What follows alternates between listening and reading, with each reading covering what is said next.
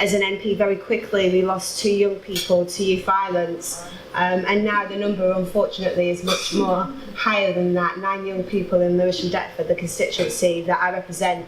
It was very clear that we had to do something about it. We went and said in our report, too many people go and say public health as an approach in terms of reducing youth violence, and they don't really understand what that means. Across Labour councils, a lot of people have gone to develop that public health approach. But also in terms of London-wide, just last week, Sadiq Khan went and announced that we'd be adopting a public health approach in London. We will be working closely with Sadiq to make sure that he does go and deliver that. Underneath that public health model, there are several interventions. So a focus on early years and early intervention. We were very moved by the Early Intervention Foundation, who provided evidence to us.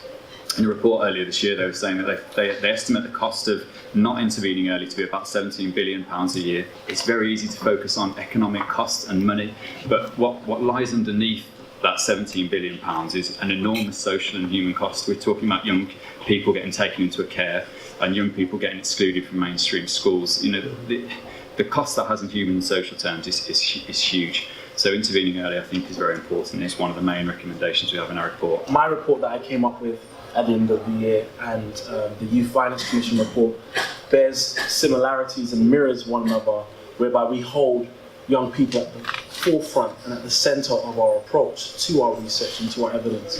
That's by holding events, workshops, ideas factories, and asking young people those key questions.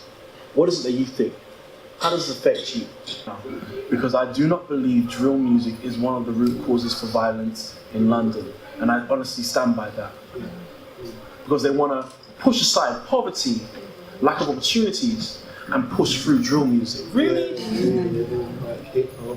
A music and an art form where young people are talking about their struggle. Instead of them saying, okay, cool, let's invest and improve that young person's environment. Let's build up their community. Let's provide them with opportunities. Let's open some more youth clubs. Let's provide them with those employment opportunities and educational opportunities. They want to push that drill music narrative.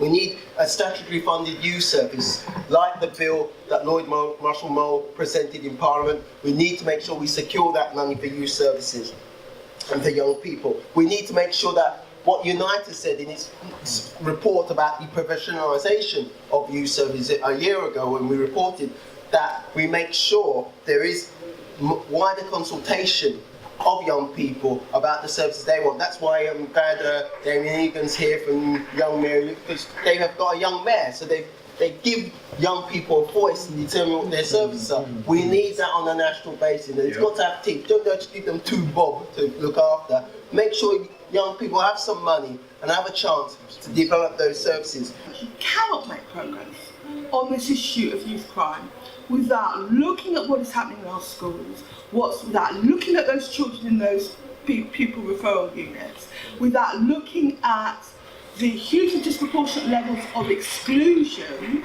between children of colour and white children. I mean, we have to get real about this, because school exclusions are a direct pipeline into youth crime and youth violence. The other thing to say, and again it is referenced in the report, is the importance of employment opportunities.